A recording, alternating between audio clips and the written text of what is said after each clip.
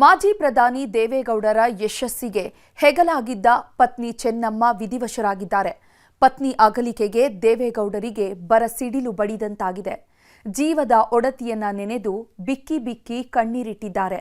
ಅಮ್ಮನ ಅಗಲಿಕೆಗೆ ಎಚ್.ಡಿ. ಕುಮಾರಸ್ವಾಮಿ, ರೇವಣ್ಣ ಕಣ್ಣೀರು ಹಾಕಿದ್ದಾರೆ. ಈ ಮಧ್ಯೆ ವೈರಲ್ ಆಗ್ತಾ ಇರುವಂತಹ ದೇವೇಗೌಡ ದಂಪತಿ ಒಟ್ಟೊಟ್ಟಿಗೆ ಕಳೆದಂಥ ಕ್ಷಣದ ದೃಶ್ಯ ಕಣ್ಣೀರು ತರಿಸ್ತಿದೆ.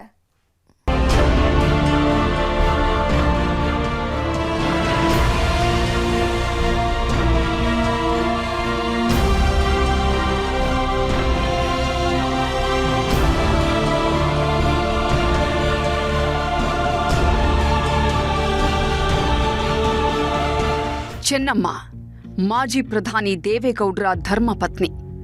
ಎಂಥದ್ದೇ ಕಷ್ಟ ಬಂದರೂ ಕೈ ಬಿಡದೆ ಹೆಜ್ಜೆಗೆ ಹೆಜ್ಜೆ ಇಟ್ಟು ನಡೆಸಿದ ಸಹಧರ್ಮಿಣಿ. ರಾಜಕೀಯದ ಬಿರುಗಾಳಿಯಲ್ಲೂ ಬೆನ್ನೆಲುಬಾಗಿ ನಿಂತಿದ್ದ ಮೌನ ಶಕ್ತಿ. ರಾಜಕಾರಣದ ಹೆಮ್ಮರವಾಗಿ ನಿಂತ ಗೌಡರ ಒಡನಾಡಿ. ರಾಜಕಾರಣದಲ್ಲಿ ದೇವೇಗೌಡರ ಯೋಗ ಎಷ್ಟಿತ್ತೋ ಅಷ್ಟೇ ಚೆನ್ನಮ್ಮನವರ ತ್ಯಾಗವೂ ಇತ್ತು. ಜೀವನದುದ್ದಕ್ಕೂ ಜೊತೆಯಾಗಿ ನಡೆದ ಚೆನ್ನಮ್ಮ ಇದೀಗ ದೇವೇಗೌಡರನ್ನ ಒಂಟಿಯಾಗಿಸಿದ್ದಾರೆ. ಬೇಗ ವಾಪಸ್ ಬರ್ತೀನಿ ಎಂದಿದ್ದ ಗೌಡ್ತಿ ಬಾರದೂರಿನ ಪಯಣ ಬೆಳೆಸಿದ್ದಾರೆ. ಗೌಡರಿಗೆ ಸದಾ ಶಕ್ತಿಯಾಗಿದ್ದ ಜೀವ ಬರೀ ನೆನಪಾಗಿ ಉಳಿದಿದೆ. ಅವರು ಎಲ್ಲಾ ಸಂದರ್ಭದಲ್ಲೂ ನನ್ನ ಜೊತೆ ನಿಂತು ಅವ್ರ ಸಂಪೂರ್ಣ ಸಹಕಾರ ಕೊಟ್ಟಿದ್ದರಿಂದನೇ ನಾನು ಈ ಹಂತಕ್ಕೆ ಬೆಳೆಯಲಿಕ್ಕೆ ಸಾಧ್ಯ.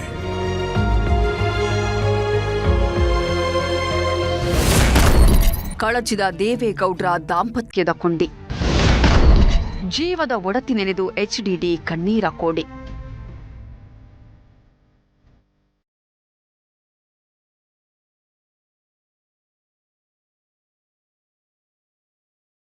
ಮಾಜಿ ಪ್ರಧಾನಿ ದೇವೇಗೌಡರ ಅಪರೂಪದ ದಾಂಪತ್ಯದ ಪಯಣದ ಸುದೀರ್ಘ ಕೊಂಡಿ ಕಳಚಿದೆ.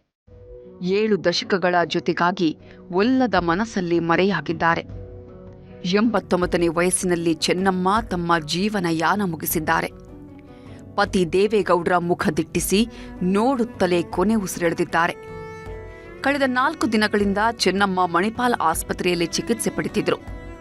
ಐಸಿಯುನಲ್ಲಿ ಸಾವು ಬದುಕಿನ ಮಧ್ಯೆ ಹೋರಾಟ ನಡೆಸಿದ್ರು. ವೈದ್ಯರು ಅದೆಷ್ಟೇ ಪ್ರಯತ್ನಪಟ್ಟರೂ ಪ್ರಯೋಜನ ಆಗಲಿಲ್ಲ. ಚಿಕಿತ್ಸೆ ಫಲಿಸದೆ ನಿನ್ನೆ ಸಂಜೆ 4 ಗಂಟೆಗೆ ಚೆನ್ನಮ್ಮ ವಿಧಿವಶರಾಗಿದ್ದಾರೆ.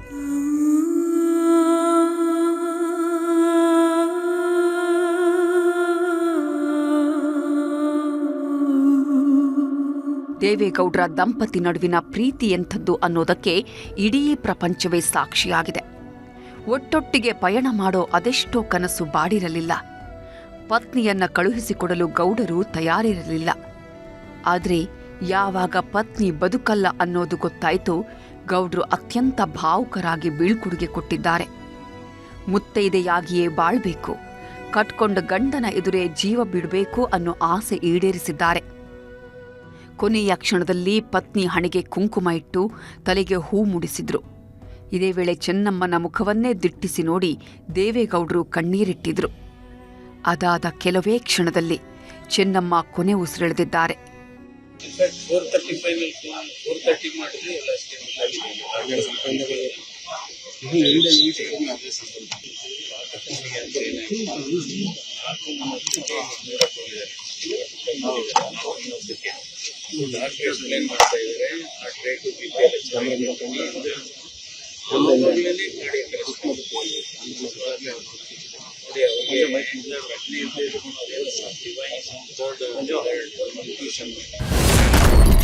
ನನ್ನ ಬಿಟ್ಯಾಕ ಹೋದೆ, ಬಿಕ್ಕಿ ಬಿಕ್ಕಿ ಅತ್ತ ಗೌಡರು.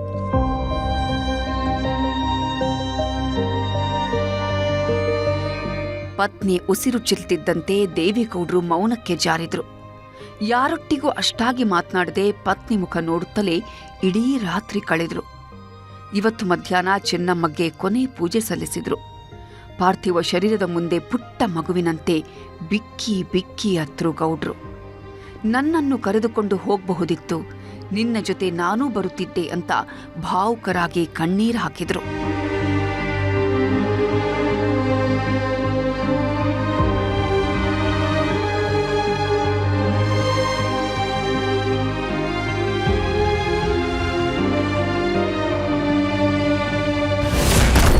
ಕಣ್ಣೀರು ತರಿಸುತ್ತೆ ದಂಪತಿ ಕೊನೆ ಕ್ಷಣ.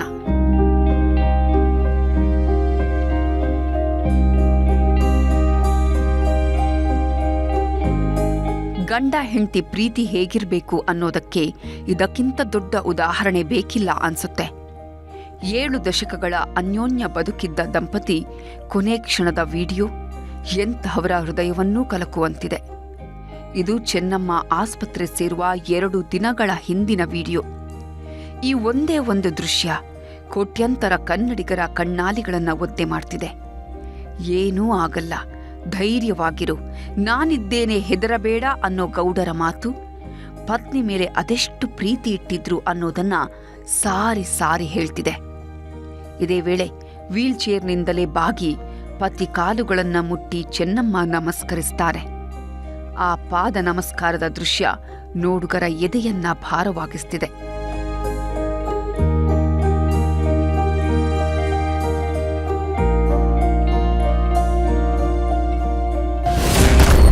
ನನ್ನ ಅಮ್ಮ ಹೋಗ್ಬಿಟ್ರು, HD ರೇವಣ್ಣ ಕಣ್ಣೀರು.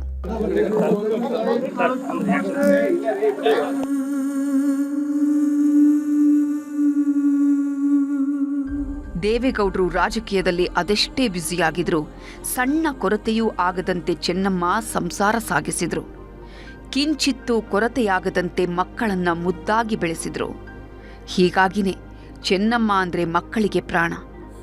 ಅಮ್ಮ ಇನ್ನಿಲ್ಲ ಅಂತ ಸುದ್ದಿ ಕೇಳ್ತಿದ್ದಂತೆ HD ರೇವಣ್ಣ ಬಿಕ್ಕಿ ಬಿಕ್ಕಿ ಅತ್ತಿದ್ದಾರೆ. ಸಾವಿರಾರು ಜನರಿಗೆ ಅನ್ನಪೂರ್ಣೇಶ್ವರಿಯಾಗಿದ್ದ ನಮ್ಮಮ್ಮ ಹೋಗ್ಬಿಟ್ರು, ನಾವು ಅನಾಥರಾದ್ವಿ ಅಂತ ಗೋಳಾಡಿದ್ದಾರೆ. ಅನ್ನ ಹಾಕಿದ್ರಪ್ಪ, ಓದೋ ಮಕ್ಕಳಿಗೆಲ್ಲ ಅನ್ನ ಹಾಕಿದ್ರಲ್ಲಪ್ಪ. ಅವತ್ತು ಏನು ಯಾರಿಗೂ ನನ್ನ ಮನೆ ಹೋಯ್ತು. ಅಂತ್ಯಕ್ರಿಯೆ ಸ್ಥಳದಲ್ಲಿ ಕಣ್ಣೀರು ಹಾಕ್ತಿದ್ದ ರೇವಣ್ಣಗೆ ಮಾಜಿ ಶಾಸಕ ವೈಎಸ್ವಿ ದತ್ತ ತಬ್ಬಿ ಸಂತೈಸಿದ್ದಾರೆ. ಸಮಾಧಾನಪಡಿಸಿ ಸಾಂತ್ವನ ಹೇಳಿದ್ದಾರೆ. ಇದೇ ವೇಳೆ ಮಾತನಾಡಿ ಚೆನ್ನಮ್ಮ ಮುತ್ತೈದೆಯಾಗಿ ಹೋಗ್ತಾಳೆ ಅಂತ ದೇವೇಗೌಡರು ಹೇಳಿದ್ರು. ನಿನ್ನೆ ಅದೇ ಮಾತನ್ನು ಅವರಿಗೆ ನೆನಪಿಸಿ ಧೈರ್ಯ ತುಂಬಿದ್ದೇನೆ ಅಂದರು. ತಾಯಿ ಕೃಪೆಯಿಂದ ಬೆಳೆದವನು ತುಂಬ ಕಣ್ಣೀರು ಹಾಕ್ತಾ ಇದ್ದಾನೆ. ನಾನು ಇಷ್ಟೊತ್ತು ತನಕ ಅವನು ಸಮಾಧಾನ ಮಾಡೋದೇ ಆಯಿತು, ಧೈರ್ಯ ತುಂಬಿದೆ. ಈಗ ಅಗಲಿದ್ದಾರೆ, ಮುಂದಿನ ಕರ್ತವ್ಯ ಮಾಡಬೇಕು. ಕುಮಾರಸ್ವಾಮಿ ಅಂದ್ರೆ ಚೆನ್ನಮ್ಮನಿಗೆ ಇನ್ನಿಲ್ಲದ ಅಕ್ಕರೆ.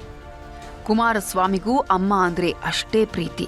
ಪ್ರತಿ ಹಂತದಲ್ಲೂ ಮಾರ್ಗದರ್ಶನ ಕೊಡ್ತಿದ್ದ ಅಮ್ಮನ ನೆನೆದು HDK ಕಣ್ಣೀರಾಗಿದ್ದಾರೆ. ಪಾರ್ಥಿವ ಶರೀರದ ಮುಂದೆ ಬಿಕ್ಕಿ ಬಿಕ್ಕಿ ಕಣ್ಣೀರು ಹಾಕಿದ್ದಾರೆ.